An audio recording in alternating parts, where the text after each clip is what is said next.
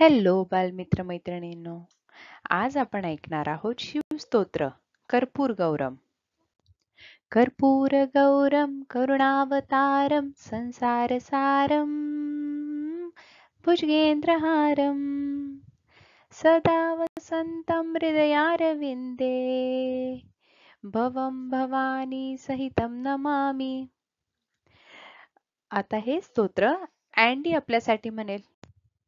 कर्पूरगौरं करुणावतारं संसारसारं भुजगेन्द्रहारं सदा वसंतं हृदयारविन्दे भवानी सहितं नमामि.